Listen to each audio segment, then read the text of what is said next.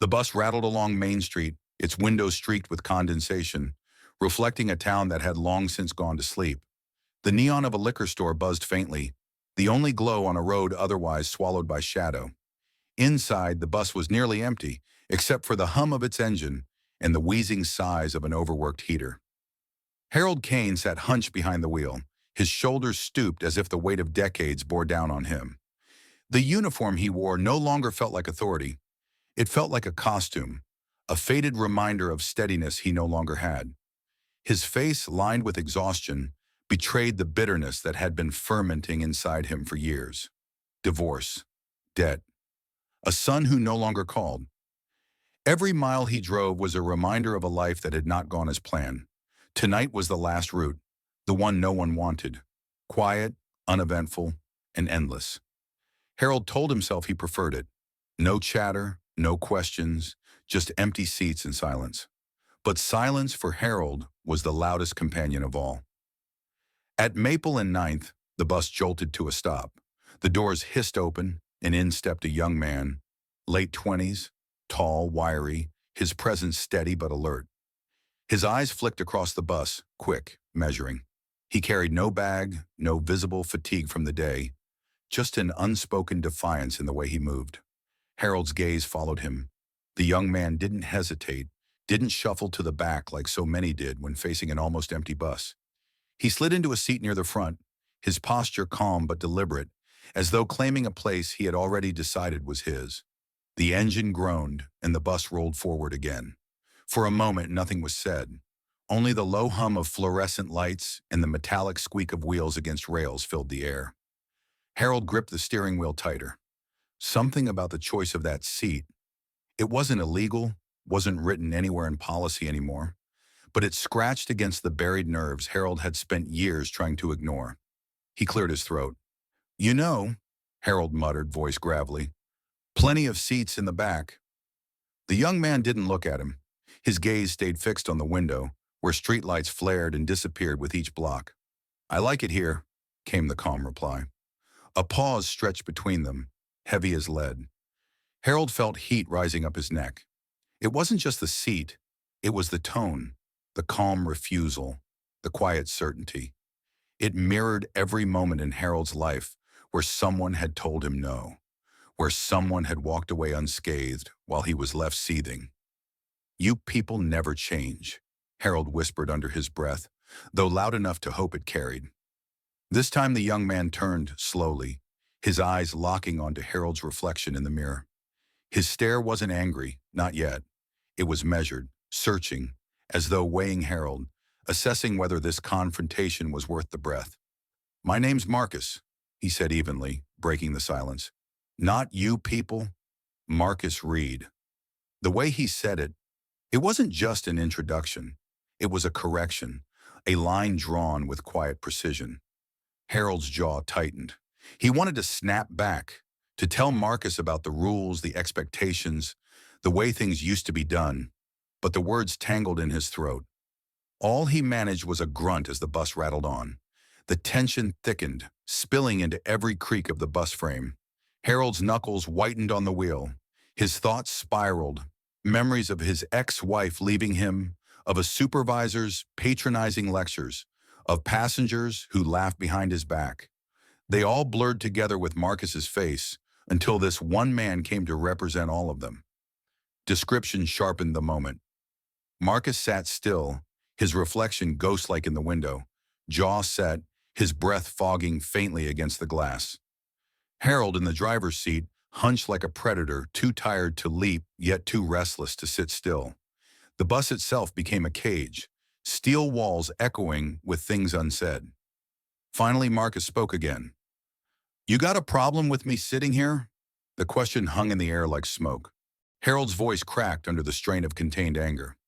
"Yeah, I got a problem with people thinking they can just take whatever spot they want, like rules don't matter anymore." Marcus tilted his head, studying him. His reply was softer, but it cut sharper. "Sometimes rules ain't made to be followed. Sometimes they're made to be broken." Harold slammed his palm against the steering wheel, the sound sharp in the hollow bus. For a moment, he thought about pulling over, ordering Marcus out, making a scene. But another part of him, the part that had lived through complaints, disciplinary write-ups, and too many warnings, held him back. Instead, he seethed in silence, staring straight ahead as though the road itself was to blame. The bus lurched through the final blocks of its route, every second stretching longer than it should. Marcus didn't move, didn't flinch, his quiet presence pressing against Harold's fraying patience. When the bus finally screeched to the last stop, Harold threw the gear into park with unnecessary force. The hiss of the brakes filled the air like a sigh of relief. Marcus stood, adjusting his jacket. He looked down the aisle, then back at Harold, his gaze steady. "Long night," Marcus said simply, his tone unreadable. Then he stepped off the bus, his footsteps fading into the quiet street. Harold sat frozen. His hands trembled against the wheel, his chest tight, as though something enormous had shifted inside him. It was just a man, just a seat, just another night. But Harold knew deep in his bones that the silence Marcus left behind was more dangerous than the confrontation itself. The bus doors closed with a hiss. Harold exhaled shakily, staring at the empty seats. For years he had driven these routes unnoticed, invisible, forgotten. But tonight someone had looked him in the eye, challenged him, and walked away unscarred. Something inside Harold cracked. Outside, the streetlight flickered, plunging the stop into shadow. The town slept on, unaware that its fragile normalcy had been pierced. Harold sat in the dim bus, gripping the wheel with hands that no longer felt steady. And for the first time in years, he felt the stirring of something dangerous, an anger no longer content to stay buried. The bus station was quieter than usual the next morning, but Harold felt eyes on him all the same. A whisper here, a glance there, like ripples moving across stagnant water. Word had traveled faster than he expected. A late-night passenger had stood his ground, and Harold, the grizzled old driver, had snapped. Nobody said it outright, not yet, but Harold caught the fragments. Same temper, just like before. He clenched his jaw and moved past them. Narration deepened the silence of his thoughts. Harold had been here before, in this very place, under suspicion, under the weight of rumor. Years ago, he had thrown a passenger off the bus for back talk. Management had smoothed it over, called it a misunderstanding, but the story had stuck. He had been warned once, then twice. The memory burned. At home, the walls of his apartment seemed closer than usual. Divorce papers still sat in a folder on the counter, unsigned by his ex-wife, though the separation was long complete. The photographs of his son were tucked away in a drawer, unseen for months. Every shadow in the small space pressed against him like a reminder of absence. But another shadow was sharper still, her face, the one woman he never spoke of, never admitted aloud. A passenger years ago who boarded at the same stop every Thursday. She had smiled at him once, just once, and Harold had built an entire world out of that smile. He had followed her home once, just to see where she lived. He told himself it was harmless, curiosity only. But she must have felt it, the gaze that lingered too long. She changed her route after that. The memory resurfaced now with cruel clarity, as though Marcus's defiance had shaken it loose. Description sharpened the moment. Harold stood in the dim kitchen, the refrigerator buzzing faintly. His hands trembled as he gripped the counter, the silence broken only by the rush of blood in his ears. Outside the window, the town looked deceptively calm. Porches lit, flags fluttering, people waving to neighbors. But inside Harold's mind, chaos gnawed at the edges. The next evening, Marcus boarded again. Harold felt his stomach twist the moment the young man stepped onto the bus. Marcus walked the same way as before, unhurried, deliberate, his expression unreadable. This time he chose the same seat near the front. Harold cleared his throat. "Plenty of other seats." Marcus glanced at him, his voice calm. "And yet I like this one." Their eyes locked in the mirror. For a moment, Harold saw not Marcus, but every ghost from his past. His supervisor smirking during a lecture, his ex-wife's cold eyes when she said, "I don't love you anymore." The passenger who had stopped smiling after she felt his stare. "You think you're making a point," Harold muttered, voice shaking. Marcus leaned back, folding his arms. "Maybe I am, Maybe I'm just tired. Either way, I'm not moving. The dialogue struck Harold like a hammer. The man wasn't yelling, wasn't threatening, just existing with a kind of calm strength Harold could never muster. That composure cut deeper than rage would have. Later that night, Harold sat alone in his car outside the depot, unable to drive home. His reflection in the windshield looked like a stranger, eyes hollow, skin pale under the streetlights. He whispered to himself, "They'll all take your place if you let them. One by one, they'll walk over you." Across town, Marcus returned to his small apartment. He closed the door behind him, leaning against it for a moment. The strong front he held on the bus softened in private. Bills stacked on the counter, unopened. A photograph of his younger sister, smiling with graduation robes, sat framed by the lamp. Marcus rubbed his temples. He carried his own weight, promises made to his family, debts he had yet to pay, and a town that always watched him differently. But unlike Harold, Marcus carried his burdens quietly, without bitterness, at least not on the surface. His secrets were not of obsession, but of survival. The town, however, thrived on stories. By the week's end, whispers filled diners and barbershops. The driver lost his temper again. The young man just sat there, calm as you like. Some sided with Harold, others with Marcus, but all agreed. Something dangerous was building. Harold felt it too. Every rumor, every whisper pressed against him like a weight on his chest. At night, lying in bed, he could still hear Marcus's voice. Maybe I am. Maybe I'm just tired, and deep down, Harold knew it was only a matter of time before the past he had buried clawed its way back to the surface. The third night in a row, Marcus boarded the bus. The same late hour, the same stop, the same deliberate steps toward the same front seat. By now, Harold felt the anticipation like a storm gathering before the first strike. The town had been talking. Harold could feel it in every glance, from co-workers, every customer at the gas station, every muttered "watch yourself" from the supervisor who never looked him in the eye. But none of that mattered when Marcus climbed aboard. In that moment, it wasn't about rules or rumors. It was personal. Harold's narration turned inward, sharp and ragged. This isn't just about a seat. It's about respect, about the way they look at me, about the way the world forgets men like me until they need someone to blame. The bus doors closed with a hiss. Marcus sat.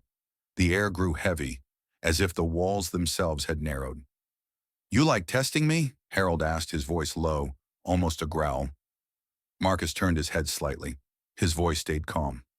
"I like sitting where I choose." The simplicity of it infuriated Harold. No anger, no hesitation, just a refusal to yield. "You think rules don't matter?" Harold snapped, gripping the wheel until his knuckles turned white. "You think you can just walk in here, look me in the eye and—" Marcus cut him off, his voice steady but louder now. "This isn't about rules. This is about you needing to control something, someone. And I'm not the one." Description sharpened the tension. The bus rattled over potholes, fluorescent lights buzzing overhead. Description sharpened the tension. The bus rattled over potholes, fluorescent lights buzzing overhead. Harold's reflection in the driver's mirror showed a man unraveling, eyes bloodshot, jaw clenched, sweat glistening along his brow. Marcus, in contrast, sat still, a silhouette against the window, unmoved, his calmness a weapon sharper than any shout. Harold slammed the brakes suddenly at a red light, making Marcus lurch forward. "You don't belong in that seat!" Harold's voice cracked, raw. Marcus steadied himself, then leaned forward, his eyes locked on Harold's through the mirror. "You want me gone because you see yourself in me. Stubborn, refusing to move, and it scares you." The words struck Harold deeper than fists could. His chest tightened. For a moment he saw flashes, his ex-wife saying, "I'm leaving," his son walking away without turning back, the passenger years ago who stopped smiling after she felt his stare. Each one had left him powerless. Marcus's refusal echoed all of it. The light turned green. Harold didn't move. The bus sat motionless in the intersection, empty except for the two of them, their silence louder than the horns beginning to blare behind them. "You don't know me," Harold whispered, his voice trembling. Marcus leaned back, his tone final. "I know enough." The horns grew louder, dragging Harold back to reality. With a shudder, he forced the bus forward. The ride continued in silence, but nothing felt the same. For Harold, the line had been crossed. Marcus was no longer just a passenger. He was the embodiment of every humiliation Harold had endured, every shadow from the past that refused to stay buried. And as the bus rolled on into the night, Harold's thoughts turned darker, heavier, towards something irreversible. The night after the near standoff, Harold couldn't sleep. He lay in bed staring at the ceiling, the sound of Marcus's voice replaying like a needle stuck on a record. "I know enough." The words gnawed at him until they became something larger, something unbearable. Narration drew him into madness. Harold convinced himself Marcus wasn't just a passenger anymore. He was a threat, a symbol, a man who had seen through him. That calm defiance meant Marcus had power, and Harold, who had lost power everywhere else, couldn't let it stand.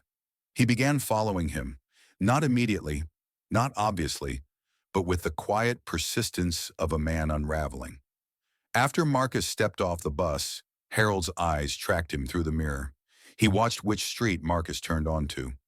Another night, he parked a block away and waited. He saw Marcus walk into a rundown apartment building, shoulders tense but steady. Description sharpened the scene.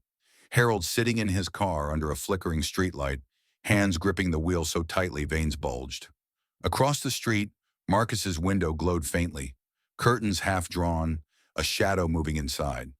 Harold watched as though every movement were meant for him, a secret message only he could decode. His thoughts twisted further. Marcus became more than defiance. He became betrayal. Harold remembered the passenger from years ago, the woman who smiled once and never again. In Marcus's face, he saw her rejection. He saw his ex-wife's disdain. He saw every door that had closed against him. Desire and hatred fused, turning into something dangerous. One evening, Harold followed Marcus closer. Too close.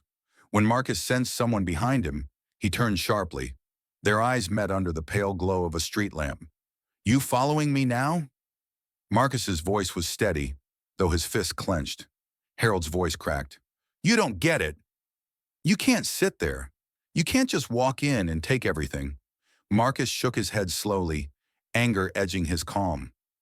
"This isn't about a seat anymore. It's about you, and you need help." The words snapped something inside Harold. With a guttural roar, years of humiliation erupted. He lunged forward, shoving Marcus hard against the brick wall. Description cut sharp. Marcus's back struck stone with a sickening thud, the sound echoing down the empty street. Harold's breath came in ragged gasps, his hands trembling, but locked like iron.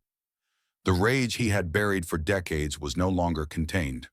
The street was still echoing with the impact when the world seemed to pause. Marcus slumped against the wall, his breath shallow, his body trembling from the blow. Harold staggered back, his chest heaving, realization creeping in like cold water. He had crossed the line. Narration carried the aftermath. Neighbors heard the commotion. Lights flickered on. Blinds shifted. But no one rushed outside. In this town, silence was safer. Silence had always been the currency that kept the peace, even when it cost someone everything. By the next morning, the story spread like wildfire. Bus driver snapped. Young man hurt. Each retelling bent the truth, depending on who spoke. At the diner, Harold's longtime acquaintances shook their heads, muttering, "Always knew his temper would get him in trouble." At Marcus's church, his family's cries turned grief into resolve.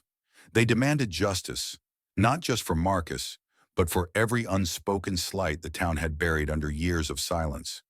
Description cut the scene sharp.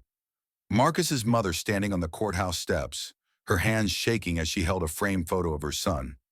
Harold sitting alone in an interrogation room, the fluorescent light overhead buzzing like an insect, his face pale and drawn. Dialogue came in broken fragments. "You did this, Harold," his supervisor said, unable to meet his eyes. "We can't cover for you this time," Harold whispered, almost pleading. He wouldn't move. He made me feel small." The officer across the table answered coldly, "That's not a crime."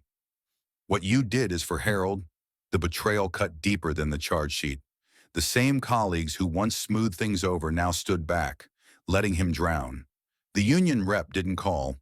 Old friends avoided his name. Even his son, reached by phone, said only, "I can't help you." Then silence. The trial that followed was less about one man's violence than about the town's reflection of itself. Witnesses hesitated, voices shook, but the truth pressed forward anyway. Marcus survived, scarred but resolute, his testimony echoing through the chamber. "I didn't fight back because I shouldn't have had to." The cost of truth was heavy. Harold lost everything: job, freedom, the last threads of loyalty he clung to. But the greater weight fell on the town, forced to confront its silence, its prejudice, its complicity. And in that reckoning, the fragile illusion of peace finally shattered.